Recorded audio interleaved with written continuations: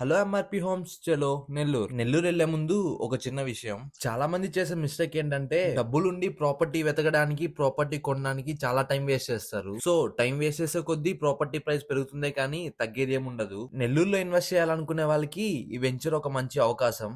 RERA and NUDA approval తో 65 acres premium gated community venture ఇది.